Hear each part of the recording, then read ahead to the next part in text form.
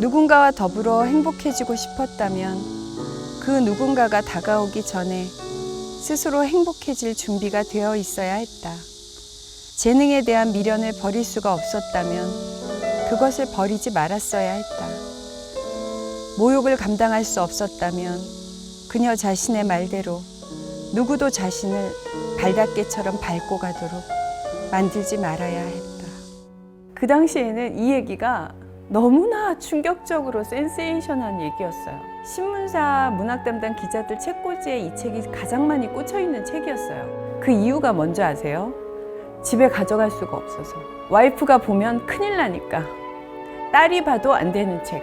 사회주의나 혹은 뭐 사회학들의 여러 가지 학자들을 읽으면서 심지어 제가 이 세상을 해석할 수 있다고도 생각을 했는데, 내가 집안에 있는 여자와 남자, 집안에 있는 아내와 남편 하나 해석할 수 없다니 라는 당혹감이 저로 하여금 그 엄청난 혼란에 빠뜨렸죠. 예를 들면 이런 거였어요. 결혼을 처음 했는데 남자 측에서는 우리 부모님을 장인, 장모 이렇게 부르고 뭐 처남 뭐 이런 식으로 부르고 처형 이렇게 부르고, 저는 그 남자 쪽의 식구들을 아버님, 어머님, 도련님, 아가씨 막 이렇게 부르는 거예요.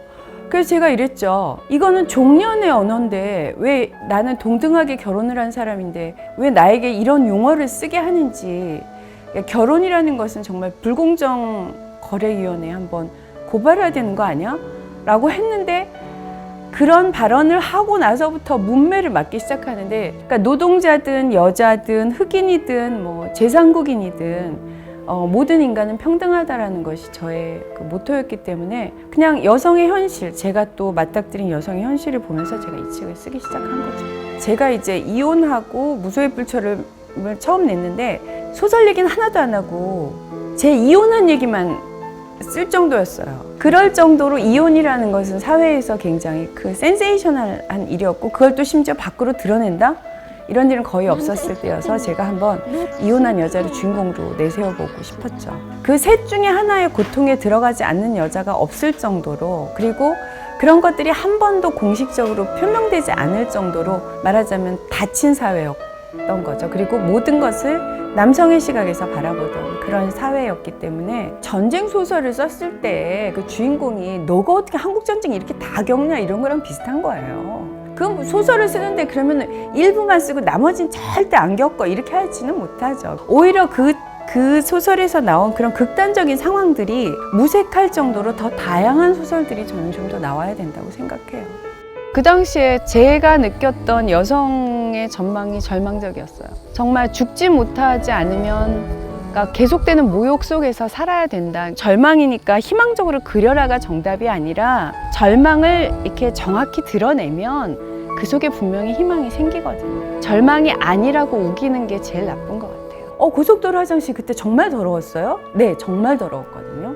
갈 수가 없을 정도로. 근데 지금 상상할 수가 없잖아요. 그게 불과 30년 전 일이에요. 그러니까 그런 식으로 비유를 하는 게 좀 이상하긴 하나 좀 빨리 알아들으실 수 있지 않을까? 그만큼 이제 우리가 많이 욕먹고 논란 일으키면서 여기까지 온 것 같아요. 누군가가 다가와서 나의 행복을 해결해 주기를 원하지 말고 네 스스로 네 행복을 해결하고 갈 때 연대도 가능한 거죠.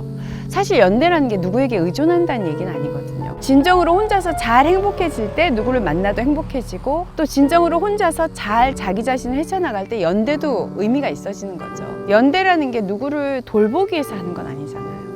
결혼이라고 하는 게 연애의 끝이고 거기에까지가 여성의 이야기의 끝이었잖아요. 그런데 이제 여기서는 본격적으로 결혼 이후에 이제 그 사회적 욕망, 주체로서의 욕망을 가지고 있는 여성이 여전히 이제 전업주부를 요구하는 어떤 사회와 갈등을 드러내고, 그리고 그거를 서로 다른 세 명의 여성을 중심으로 해서 그게 안정적으로 구성을 했고, 직장을 계속 다닐 것이냐 아니면 결혼해서 애를 낳고 전업주부로 살 것이냐, 이걸 갈등하고 있었던 당시의 여성 독자들의 어떠한 그러한 갈등 상황들을 대변해주는 소설이었기 때문에 많은 호응을 얻지 않았나 싶어요. 칭찬이 그 고래를 춤추게 하는데, 저는 칭찬에 무지 약해서 누가 계속 칭찬해주면 그 사람이 하라는 대로 다 할 거예요, 아마. 그래서 아, 잘 됐다. 나를 별로 인정해주지 않으니까 난 내 마음대로 헤엄쳐 다니자. 정말 사형제도 언급하고 뭐 3번 이혼한 엄마 얘기도 언급하고 뭐 도가니까 장애인 성폭행도 언급하고 난 내 맘대로 할 거야 라고 생각하면서 어느 순간 그 서운함이 엄청난 자유로 바뀌었어요.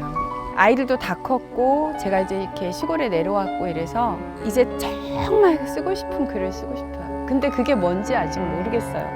그동안 너무 생계를 위해서 대학 졸업한 해부터 지금까지 글로 정말 먹고 살았거든요. 너무나 쉬지 못했었어요.